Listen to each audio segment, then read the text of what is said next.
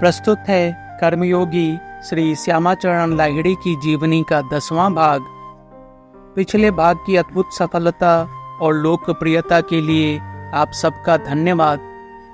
आज हम लाहिड़ी महाशय द्वारा गीता की व्याख्या के बारे में जानेंगे। योग साधना के लिए गीता क्यों आवश्यक है, अगले कुछ वीडियो में हम इसी की जानकारी लेंगे। तो आइए आज का प्रसंग शुरू करते हैं। षष्ठ परिच्छेद, आर्ष जीवन।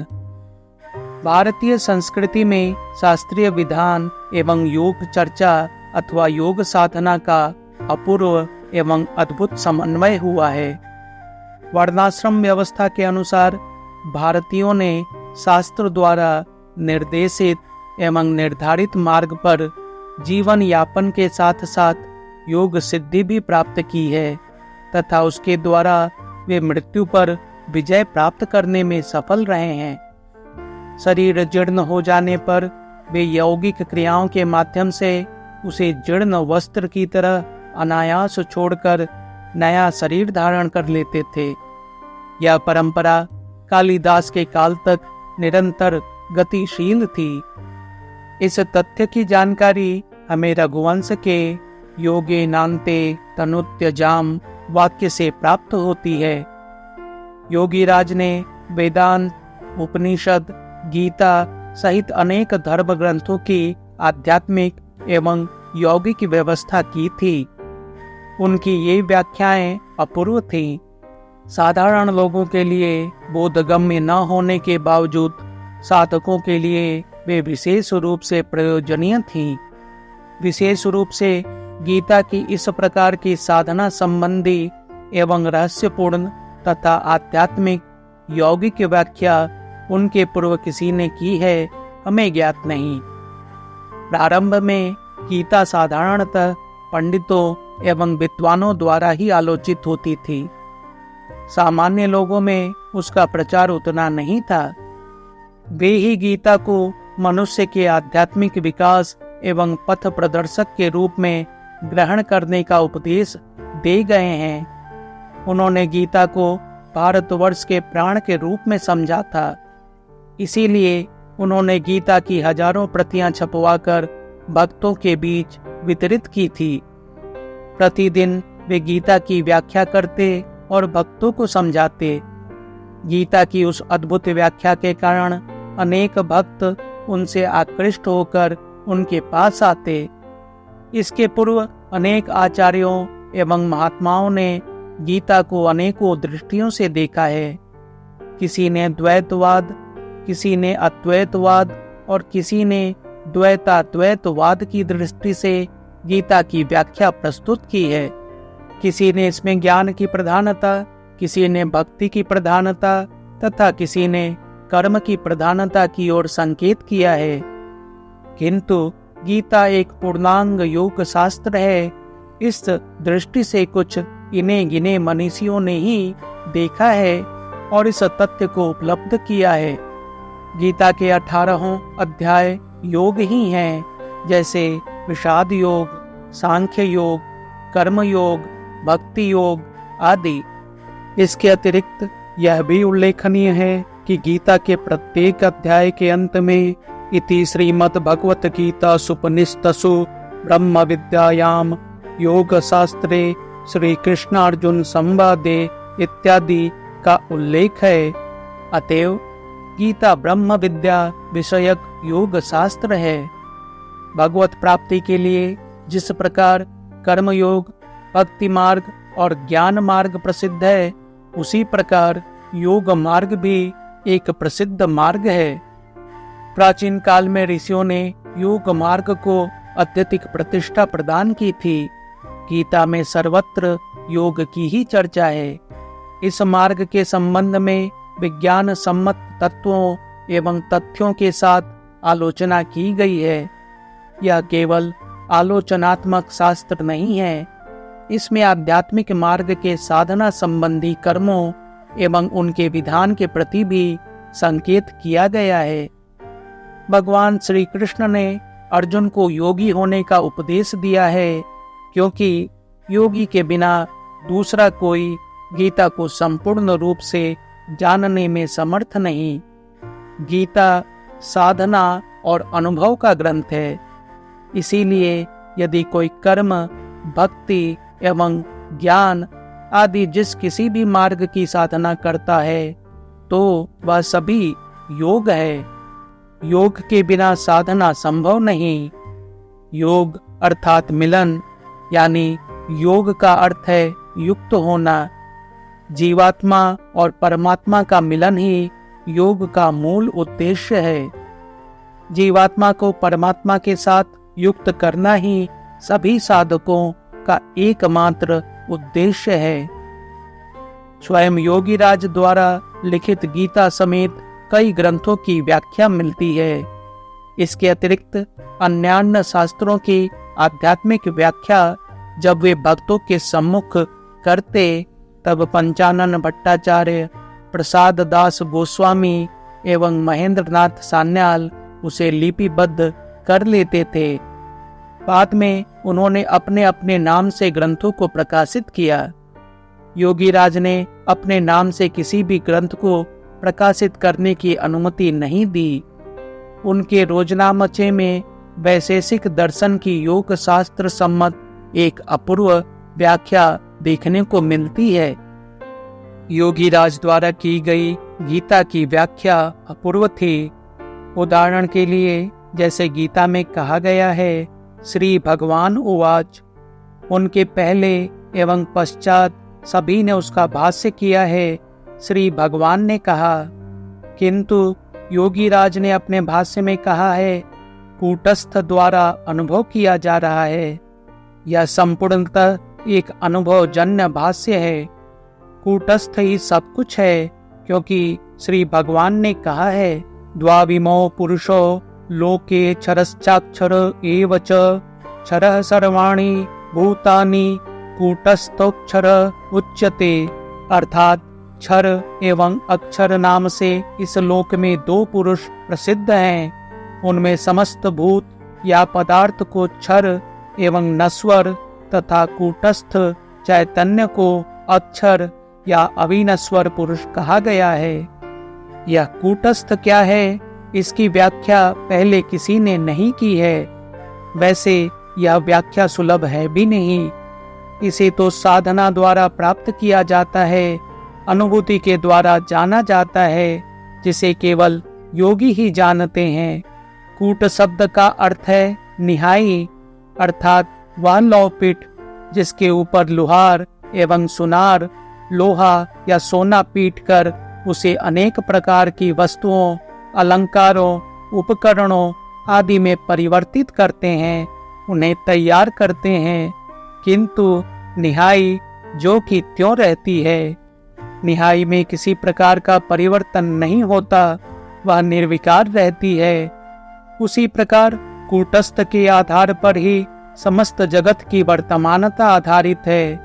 सभी कुछ परिवर्तनशील है, किंतु कूटस्थ के परिवर्तन का प्रश्न ही नहीं, वह तो अविनाशी है। अर्थात जिसे हम त्रिनेत्र या तीसरी आंख अथवा तुरीय दृष्टि एवं ज्ञान चक्षु कहते हैं, वही कूटस्थ की पारिभाषिक संज्ञा है। इसी कूटस्थ में जब योगी स्थित होता है तब उसे विश्व ब्रह्मांड के समस्त पदार्थों का ज्ञान प्राप्त होता है, जो उसके अनुभव के द्वारा उजागर होता है। कूटस्थ ही सबका उत्स या मूल केंद्र है, जहाँ आध्यात्मिक जगत की अभिव्यक्ति होती है। कूटस्थ में स्थित होने पर योगी को सभी प्रश्नों का उत्तर प्राप्त होता है।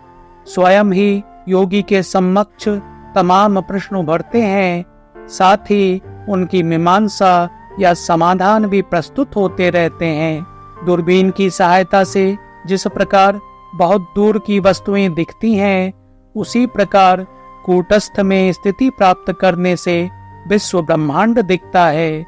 अर्जुन तेजस तत्व है, उसके द्वारा योगी के भीतर जिज्ञासाएं उभर रही हैं और कूटस्थ यानी कृष्ण द्वारा निरंतर दीप्त और अभिव्यक्त हो रही हैं। समस्त योगियों को इसका अनुभव होता है, इसीलिए गीता अनुभव का ग्रंथ है। इसीलिए उन्होंने अपने भाष्य में कहा है कि कूटस्थ के द्वारा अनुभव हो रहा है। योगी को प्राणायाम की स्थिति में योनि मुद्रा द्वारा आज्ञा चक्र के स्वर्णाभा युक्त परिधि या मंडल के बीच की कृष्णता के भीतर बिंदु स्वरूप एक चक्षु दिखाई देता है। तत्पश्चात करोड़ों सूर्यों की आभा धारण करता हुआ वह योगी को आत्महारा कर देता है। यही सुदर्शन चक्र है जिसके दर्शन से योगी के सारे पाप नष्ट हो जाते हैं, वह उन्हें हर लेता है। इसीलिए उसे हरि कहा गया है। वही पापों का हरण करता है। सुदर्शन का अर्थ है जो देखने में सुंदर हो। मध्य में कृष्ण वर्ण के रूप में कृष्ण और उसके भीतर निश्चल स्थिर विशिष्ट तारका बिंदु ध्रुव है, वही तारकनाथ है। यहाँ स्थिति होने पर योगी को ध्रुव ज्ञान प्राप्त होता है। गगन या आकाश की तरह होने से उसे गगन गुहा कहा जाता है। यदि वहां स्थिति प्राप्त हो तो योगी को समस्त धर्म तत्वों का ज्ञान होता है। इसी की ओर लक्ष्य करते हुए युधिष्ठिर ने कहा है, धर्मस्य तत्वम निहितम गुहायाम। यह कुटस्थ ही अक्षर पुरुष अर्थात अविनाशी पुरुष के नाम से प्रसिद्ध है। इस कूटस्थ रूपी सुदर्शन चक्र के दर्शन से योगी के विपरीत मनोभावों या प्रवृत्ति पक्ष के समर्थकों असुरों का नाश होता है। तब योगी निवृत्ति मार्ग पर चलने में समर्थ होता है। इसकी ओर ही लक्ष्य करते हुए तुलसीदास ने कहा है, जगुपेखन तुम देख निहारे, विधि हरि शंभु न चाव निहारे, तेव न जान ही मरब तुम्हारा, और तुम्हाही को जान निहारा। अर्थात जगत दृश्यमान है, तुम ही दृष्टा हो। ब्रह्मा विष्णु महेश को तुम ही नचाते हो, वे भी तुम्हारा मर्म नहीं जानते, तो फिर और कोई दूसरा तुम्हें कैसे जान सकता है। तुलसीदास कहते हैं कि यह जगत दृश्यमान है एवं तुम ही दृष्टा हो। ब्रह्मा विष्णु एवं महेश्वर को तुम ही नचा रहे हो। अर्थात सत्व रज और तम ये तीन गुण ही त्रिदेव हैं। ब्रह्मा सृष्टिकर्ता अर्थात रजोगुण, महेश्वर नाशकर्ता अर्थात तमोगुण, विष्णु पालन करता अर्थात सत्व गुण के प्रतीक हैं। इन तीनों गुणों के परिचालक तुम ही हो, क्योंकि देह के भीतर स्थित ये तीनों गुण प्राण शक्ति द्वारा संचालित होते हैं। प्राण के अस्तित्व में ही उनका अस्तित्व है। प्राण न हो तो तीनों गुण भी नहीं रहते। इसीलिए वे कहते हैं, इन तीन गुणों को तुम ही नचाते हो। अर्थात हे आत्माराम, इन तीन देवताओं के भीतर तुम ही कूटस्थ चैतन्य के रूप में विराजमान हो।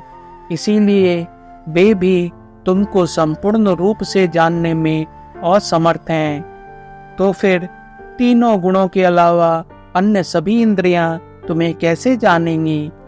तुम ही आत्माराम के रूप में अर्थात कुटस्थ चैतन्य के रूप में सभी देहों में विराजमान हो।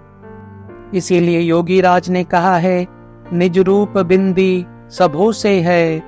अर्थात निज रूप बिंदु सबके भीतर ही वर्तमान है।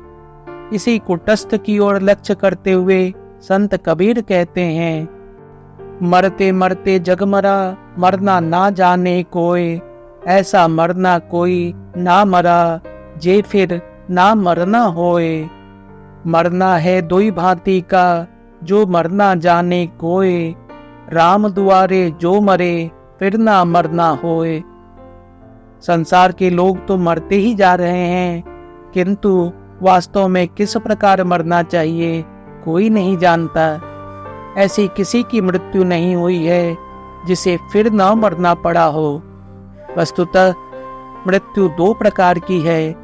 यदि कोई मरना जानता है तो एक साधारण मृत्यु है और दूसरी असाधारण मृत्यु है। राम द्वारे जिसकी जिसकी मृत्यु होती है उसे फिर नहीं मरना पड़ता, क्योंकि जन्म होने पर ही मृत्यु अनिवार्य है। क्या राम दुआरे क्या है? क्या किसी मंदिर के द्वार पर स्थापित राम की मूर्ति के समक्ष मरने की बात कही जा रही है? यदि कोई ऐसे मंदिर के द्वार पर मरता है तो फिर क्या उसका पुनर्जन्म नहीं होगा? ऐसी बात संत महात्मा कबीर नहीं कहते हैं। कूटस्थ के मध्य में स्थित बिंदु को गगन गुहा कहा गया है। जो साधना मार्ग में अग्रसर हो चुके हैं वे उसे देख सकते हैं। वही आत्माराम या राम द्वार है, वे ही आत्म नारायण है, वे ही सभी दुखों का नाश करते हैं। उस बिंदु रूपी राम द्वार का दर्शन करते हुए जो देह त्याग करता है, ऐसे महात्मा का पुनर्जन्म नहीं होता। इसीलिए महात्मा कबीर व्यंग करते हुए कहते हैं कि जगत में ऐसे कितने लोग हैं जो राम द्वार रूपी कूटस्थ का दर्शन करते करते देह त्याग करते हैं।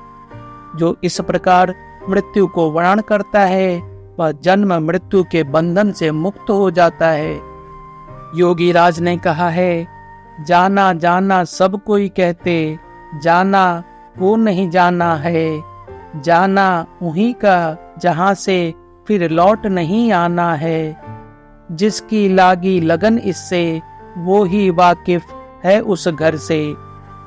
इसी की ओर लक्ष्य करते हुए श्री कृष्ण भगवान ने कहा है, प्रयाण काले मनसा चलेन भक्तया युक्तो योग बलेन चैव भ्रुवोर्मध्ये प्राणमाविश्य सम्यक स तं परम पुरुषमुपैति दिव्यम यदक्षरं वेदविदो वदन्ति विशन्ति यत्तयो वितरागः यद्दीक्षन्तो ब्रह्मचर्यं चरन्ति तत्ते पदं संग्रहेण प्रवक्षये सर्वद्वाराणि संयम्य मनोहृदि निरुध्य च मूर्धन्याधायात्मनः प्राणमास्थितो योगधारणाम् ओमित्येक्षारं ब्रह्म व्याहरन् मामनुस्मरन् यः प्रयाति त्यजन् देहं स याति परमां गतिम्।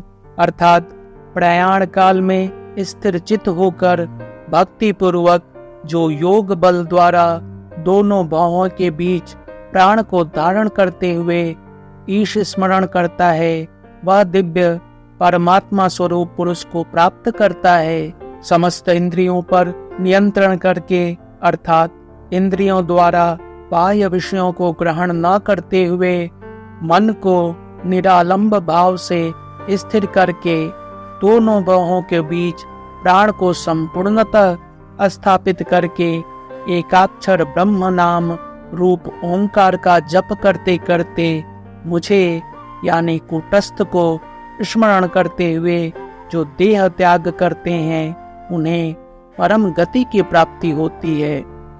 मरने वक्त जो जैसा भावे सोई वैसा होए, आप सत चित्तानंद है, आप रूप है। देह त्याग के समय जो जैसी चिंता करता है, परवर्ती या अगले जीवन में वह वही होता है। वस्तुतः तुम सत चित्तानंद एवं निज रूप हो। ऋग्वेद में कहा गया है, ज्योतिषमंतम केतुमंतम त्रिचक्रम सुखम रथम सुषदम भूरिवारम। अर्थात कूटस्थ ब्रह्म के 3 चक्र हैं। प्रारंभ में ज्योति चक्र, उसके अंत में कृष्ण चक्र और मध्य में नक्षत्र चक्र हैं। इस त्रिचक्र में स्थित होने पर भली भांति ब्रह्म में स्थिति प्राप्त होती है। इस त्रिचक्र रूप रथ पर आरोहण करने से ब्रह्म स्थिति प्राप्त होती है। अनेक बार सूर्य दर्शन के पश्चात कोटि या करोड़ों सूर्यों का उदय होता है, तब सब कुछ ब्रह्ममय हो जाता है। गुहा यदि कविनाम विषाम नक्षत्र शवशाम। कूटस्थ के भीतर जो नक्षत्र स्वरूप गुहा है, उसमें स्थिति प्राप्त होने पर योगी को अलौकिक बातें कहने व बतलाने की शक्ति प्राप्त होती है और हमेशा उस ब्रह्म ज्योति को नक्षत्र के रूप में देखता है। वही तारकनाथ हैं। अक्षरम बिंदु ज्योति मनवे हविष्महे पर सूर्येति शा सह परम गुह्य, अर्थात वह कूटस्थ अक्षर जिसके भीतर नक्षत्र स्वरूप बिंदु ज्योति है, वही सार ब्रह्म है। उसका ही सर्वदा हवन आवाहन करना चाहिए। उसके बाद जो बृहत सूर्य है, उसके भीतर पुरुषोत्तम नारायण की स्थिति है, जो सर्वपंथी सर्वकर्ता है। उसमें लीन होना परम गुह्य है। योगी राज ने कहा है, क्रिया के द्वारा चक्षु का उन्मिलन होता है। इसीलिए कहा गया है, चक्षु उन्मिलितम येन तस्मै श्री गुरुवे नमः। सभी जीवों के शरीर में एक चिदाणु अर्थात चित्त अणु अर्थात एक सूक्ष्मतम चेतना युक्त अणु होता है। उस चेतन अणु से जो ज्योतिर्मंडल उद्भासित होता है, वही कूटस्थ है। योगीराज ने अपनी प्रत्येक दिन की उपलब्धि या दिनचर्या के विषय में जो कुछ डायरी में लिख रखा है, वहाँ कूटस्थ के संबंध में लिखा है, भूलो ना तारे से घन सृष्टि संहारे, सर्वदा आछे सम्मुखे देखो ना तारे, सदा स्मरण कर ओंकारेर तारे। अर्थात कूटस्थ वही है जो सृष्टि से लय या संहार तक सभी अवस्थाओं में ही घन कृष्ण वर्ण के रूप में वर्तमान है। उसे कभी भी मत भुलाओ, वह हमेशा सबके सामने है और उसे भर आंख देखो और ओंकार जप क्रिया के माध्यम से नित्य स्मरण करो। इसीलिए योगीराज कहा करते थे कि यदि गीता के रहस्य को जानना चाहते हो तो पहले अपने देह रूपी मंदिर के भीतर प्रवेश करो। देह के बाहर गीता को नहीं समझा जा सकता। देखो, गीता के प्रथम श्लोक में ही भगवान ने कहा है, धर्म क्षेत्रे कुरुक्षेत्रे। यहाँ भगवान ने दो क्षेत्रों की चर्चा की है, एक धर्म क्षेत्र और दूसरा कुरुक्षेत्र या कर्म क्षेत्र। सभी प्रकार के धर्म और कर्म इस देह रूपी क्षेत्र द्वारा ही संपादित होते हैं। देह से अलग धर्म कर्म का संपादन संभव नहीं। इसीलिए यह देह ही एक साथ धर्म क्षेत्र एवं कुरुक्षेत्र दोनों है। फिर यह देह ही क्षेत्र है। गीता में भगवान ने ही इसके संबंध में कहा है, इदम शरीरम कौन्तेय क्षेत्रमित्यभिधीयते। इसीलिए गीता को संपूर्ण रूप से जानने के लिए देह रूपी मंदिर के भीतर प्रवेश करना होगा, तभी गीता के मर्म का उद्घाटन हो सकेगा। गीता भारत का प्राण प्रतीक है। गीता समग्रतः योग विज्ञान एवं आध्यात्म विज्ञान का ग्रंथ है। इस प्रकार गीता के रहस्य को समझ लेने पर मनुष्य जीवन की सार्थकता का परम बोध होता है। तोते की तरह रटने से क्या लाभ होगा? गीता को जानने या समझने के लिए प्राण कर्म रूप साधना अपेक्षित है। कुरु पक्ष अर्थात प्रवृत्ति पक्ष जो बंधन रूप कर्म का प्रेरक है और पांडव पक्ष निवृत्ति पक्ष है। इन दोनों पक्षों का युद्ध जीवों के हृदय में अनंत काल से चल रहा है। इसीलिए गीता का युद्ध भी अनंत काल से प्रारंभ है। महात्मा राम प्रसाद ने भी यही कहा है, प्रवृत्ति निवृत्ति जाया निवृत्ति रे संगे निबी विवेक नामे तारे व्यटा तत्व कथा तारे सुनाबी। अर्थात प्रवृत्ति एवं निवृत्ति दो पत्नियां हैं। इसमें निवृत्ति को साथ रखोगे, विवेक उसी का बेटा है, तत्व कथा उसी को सुनाना। वीडियो का अगला भाग जल्द ही प्रस्तुत होगा। वीडियो अंत तक सुनने के लिए धन्यवाद। फिर से आग्रह है, वीडियो को अधिक से अधिक लोगों तक पहुंचाने का प्रयास करें और चैनल को सब्सक्राइब करना न भूलें। धन्यवाद।